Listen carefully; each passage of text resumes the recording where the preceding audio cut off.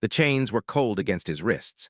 Commander Marcus Cole stood in the center of the largest room he had ever seen. The ceiling rose so high that clouds actually formed near the top. The walls were made of some kind of living crystal that glowed with soft blue light. Thousands of alien faces watched him from floating platforms that circled the room like rings around a planet. Marcus had not slept in 4 days. His uniform was torn and covered in blood, some of it his own, most of it not. He was the last human officer still alive after the Battle of Mars. The rest were dead or scattered across the broken remains of Earth's defense fleet. 6 days. That was all it had taken. 6 days for the Valorian Empire to destroy everything humanity had built among the stars. Their ships had appeared near Jupiter without warning. They moved through space like light through water, fast, silent, and impossible to stop. Human missiles passed through them like stones through smoke. Human lasers bent around them like rivers around mountains. Earth fell on the 4th day. Marcus remembered watching the feeds from his command ship. He remembered seeing the great cities go dark one by one. London, Tokyo, New York, Cairo, Sao Paulo. The Valorians did not bomb them from orbit. They simply turned off the power, landed their soldiers, and began the occupation. Clean, efficient, like they had done it 1,000 times before because they had. The Valorian Empire stretched across half the galaxy. They had conquered over 2,000 worlds in their 10,000 years of existence. Some species had fought, some had surrendered, some had tried to run. It did not matter. The result was always the same, and now it was humanity's turn. Marcus looked up at the throne. It floated at the far end of the room, a massive structure of twisted crystal and dark metal. And sitting upon it was the creature who had ended human independence in less than a week. Queen Saithra Valkorin. She was tall, nearly 8 feet, with skin the color of pale moonlight. Her eyes were silver, completely silver, with no pupils or whites. They reflected everything like mirrors. Her hair flowed down her back like liquid metal, moving slowly even though there was no wind. She wore armor that seemed to be made of solidified starlight, and when she moved, Marcus could hear it sing, a soft, high sound like crystal glasses touched together. She was beautiful in the way that a glacier is beautiful, cold, ancient, deadly. The queen studied Marcus with those mirror eyes. He felt like she was looking through his skin, past his bones, directly into whatever made him who he was. "You are the one they call Marcus Cole," she said. Her voice filled the room without effort. It was not loud, but it reached everywhere like it was coming from inside his own head. "Commander of the human vessel Defiance, the last ship to fall." He just stared back at her.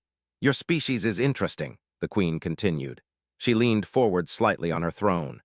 "We have studied you for some time. You are young. Your civilization is barely 10,000 years old. You have only traveled among the stars for 3 centuries. By all measures, you should have surrendered the moment our fleet appeared." A smile touched her lips, thin and cold.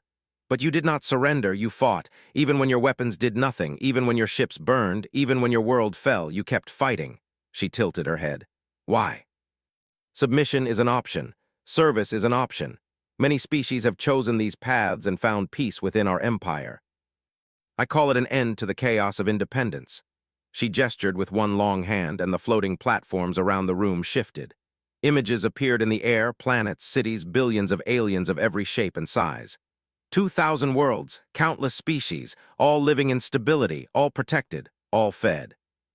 Is this not better than the wars your kind would have fought among yourselves? This time it was wider, showing teeth that were just slightly too sharp. "I want to offer you a gift, Commander Cole, a tradition of my house going back thousands of years."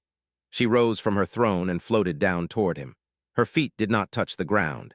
She stopped just a few feet away, close enough that Marcus could see his own reflection in her silver eyes.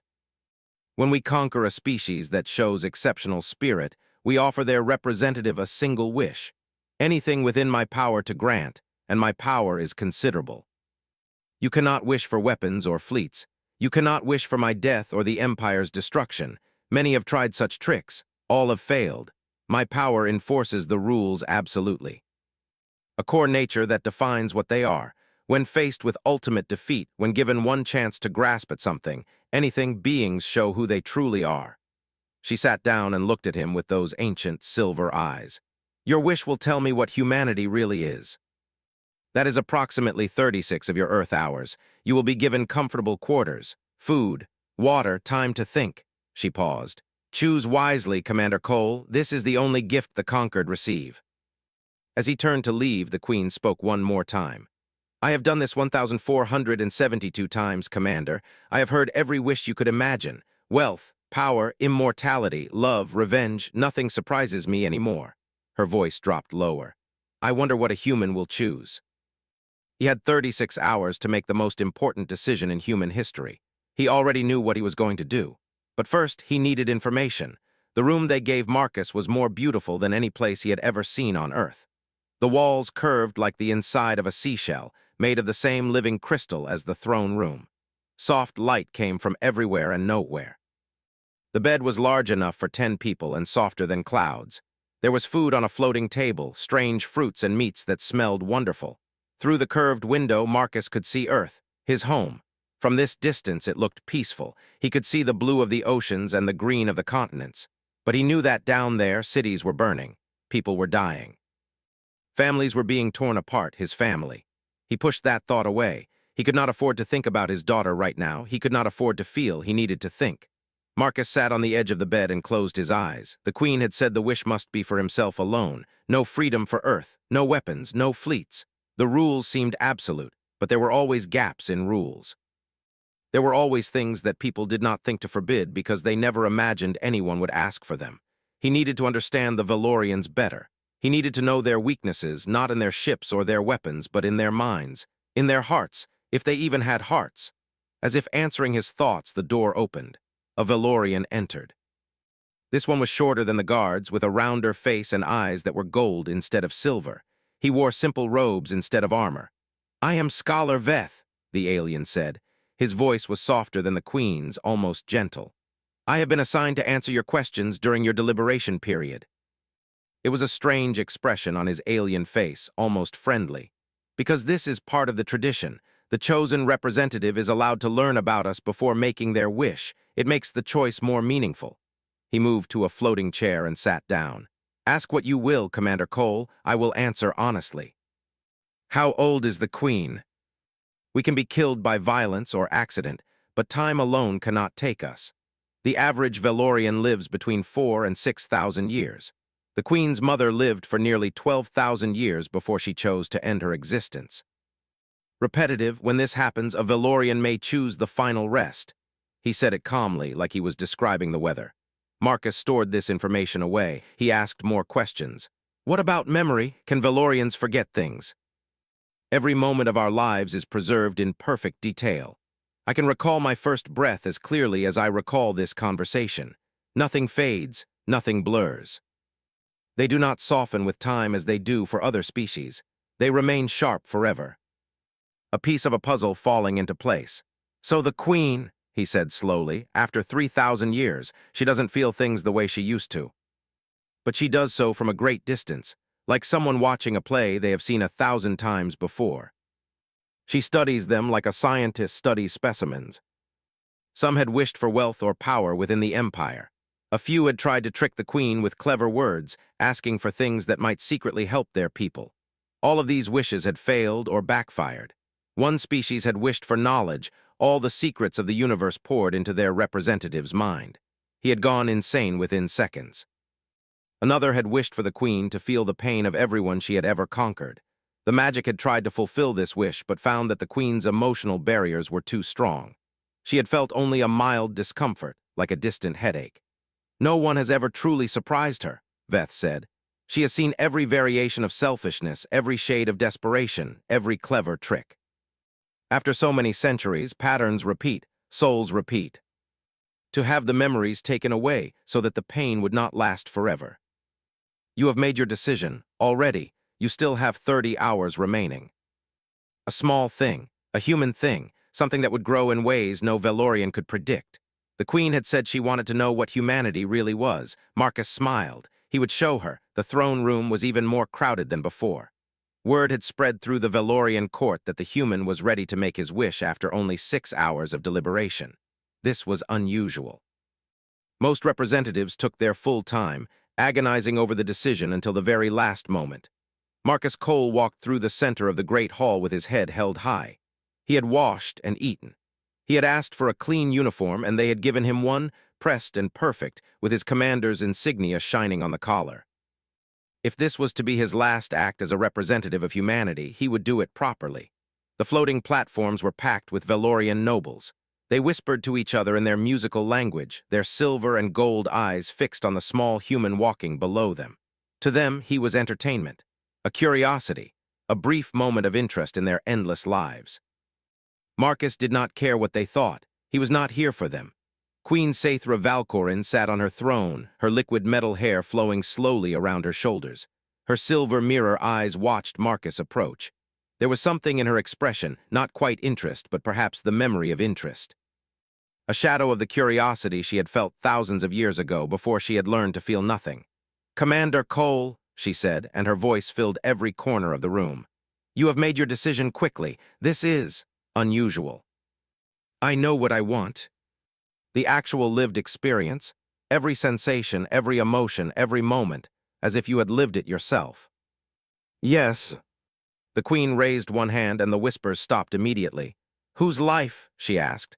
"Whose memories do you offer?" But that was not what he wanted the queen to see. "Her name was Ana Torres," Marcus said. "She was born in Sao Paulo, Brazil in the year 2089. She lived for 82 years. She was a nurse. She was my grandmother. A woman who lived and loved and lost and kept going anyway. If you want to understand humanity, you need to understand her." What weapon could an old nurse's memories possibly contain? She never hurt anyone in her life. She never even raised her voice in anger. She just lived. "No one has ever thought that I might benefit from their gift." A strange expression crossed her face, something that might have been the distant echo of amusement. "You are either very foolish or very clever. I cannot decide which. I will carry these memories forever." A sound filled the air, high and pure, like a song sung by light itself. Marcus felt pressure building in his chest, in his skull, in every cell of his body. Then something flowed out of him, not blood, not air, but something deeper. The memories he had inherited from his grandmother, stories she had told him, moments she had shared, the essence of who she had been, all of it rose up and streamed toward the queen like a river of golden light. She received it. For one instant, the queen's silver eyes flickered, her perfect composure cracked, her hands trembled. Then it was over. The light faded. The song ended. The throne room returned to normal. The queen sat perfectly still on her throne. Her eyes were open but seemed to see nothing. Her face was blank, not the careful blankness of control, but the emptiness of someone whose mind was very far away. The nobles began to murmur nervously. This was not normal. The queen always remained composed after granting a wish. She always had some comment, some observation, some judgment, but she said nothing. Marcus was escorted out of the throne room by guards who seemed as confused as everyone else. As he left, he looked back one last time. The queen had not moved. She sat on her throne like a statue, lost somewhere inside herself. Marcus smiled. The seed was planted. Now he would wait to see what grew. Queen Saithra Valcorin had lived for 3,217 years. She had seen stars born and die. She had walked on worlds that no longer existed. She had watched civilizations rise and fall like waves on an endless ocean. She thought she knew everything there was to know about life. She was wrong. The memories hit her like a flood. Not distant, not observed, lived. She was not watching Ana Torres' life from outside. She was inside it, experiencing every moment as if it were her own. She was born. The sensation was overwhelming. She felt herself pushed through darkness into blinding light. She felt cold air on wet skin for the first time. She felt lungs expand with their first breath. She felt small and helpless and afraid, and then she felt arms wrap around her, warm, soft arms, and she heard a voice she would love more than anything in the universe. "My baby, my beautiful baby girl." She learned to walk, falling again and again, but always getting back up because the world was too interesting to explore from the floor. She learned to talk, to laugh, to cry. She scraped her knee on concrete and ran to her mother, and the kiss that made it better was the most powerful magic she had ever felt. She went to school. She struggled with mathematics but loved to read. She made friends and lost them. She was bullied by older girls and cried herself to sleep, but the next morning she got up and went back because that was what you did. You kept going. She fell in love for the first time at 17. His name was Carlos, and he had dark eyes and a crooked smile. When he kissed her behind the old church, her heart felt like it would explode from joy. When he left her 3 months later for another girl, that same heart shattered into 1,000 pieces. But it healed. Slowly, painfully, it healed. And that was the strangest thing, the breaking and the healing over and over and somehow becoming stronger each time. The queen experienced medical school, the exhaustion, the doubt. The endless nights of studying, of practicing, of wondering if she was good enough. She felt the terror of her first real patient, an old man with kind eyes who trusted her completely even though she had no idea what she was doing. She felt the guilt of her first failure, a young mother who came in too late, whose blood she could not stop, whose hand she held as the light faded from her eyes. She went home that night and wept until she had no tears left. She thought about quitting, she thought about giving up, but she did not. She went back the next day, and the day after that, and the day after that, because there were other patients who needed her, because giving up would mean the young mother had died for nothing, because humans did not stop just because things were hard. The queen experienced love, real love, the kind that builds over years. His name was Daniel. He was a teacher at a small school in the city. He was not handsome or rich or particularly clever, but he made her laugh. He listened when she talked. He held her when she cried and never once made her feel weak for needing comfort. They married in a small church with flowers from her mother's garden. The wedding was not grand, but when she looked into his eyes and said, "I do," she felt like the richest woman in the universe. They had children, 2 daughters and a son. The queen felt what it was to create life, the fear and the wonder and the pain and the joy all mixed together into something that could not be described, only experienced. She held her firstborn daughter and looked into those tiny, perfect eyes, and she understood for the first time why the universe existed. It existed for this moment, for this love. The years passed, not the slow, empty centuries of Valorian life, but fast, full years packed with meaning. Birthday parties, school plays, arguments about homework. Sick nights spent holding a child's fevered hand.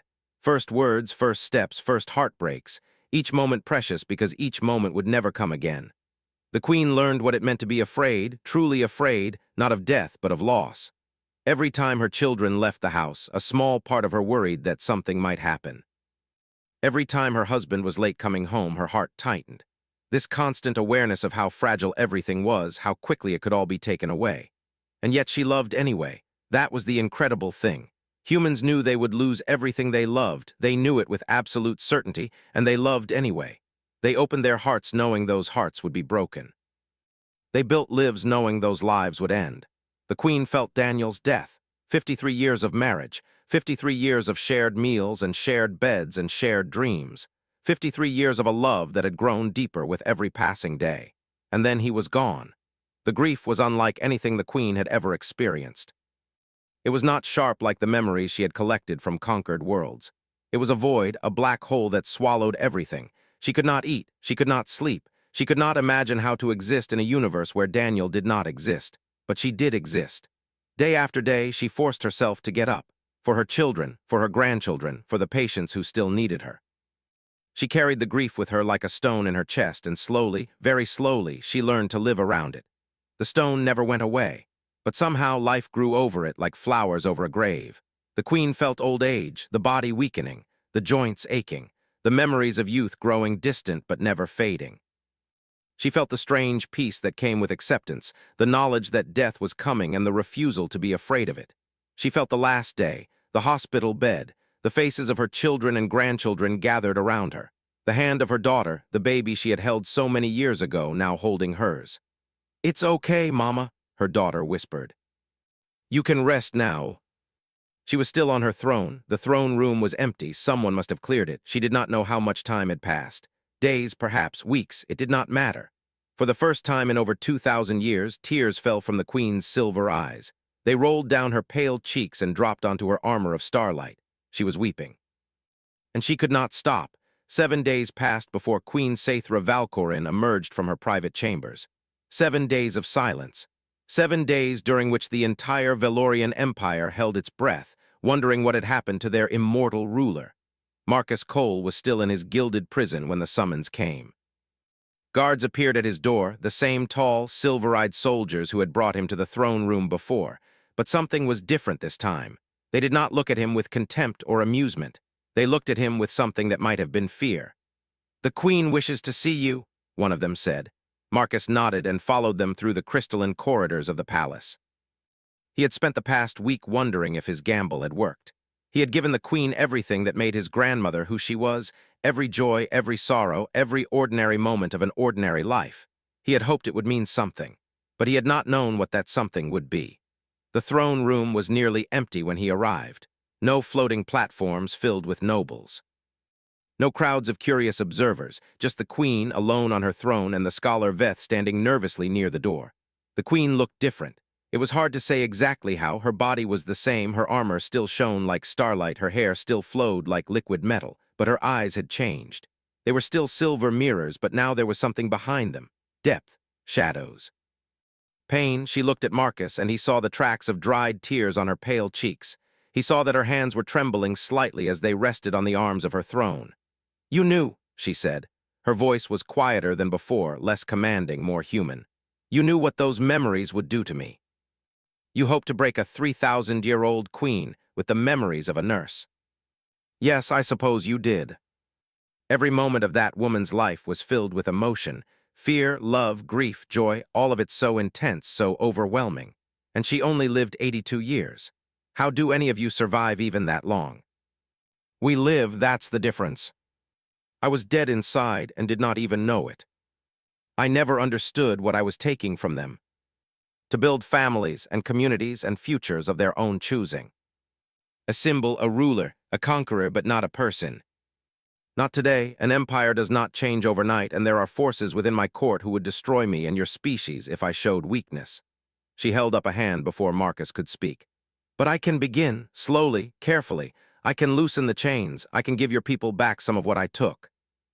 And I can do something that no Valorian ruler has done in 10,000 years.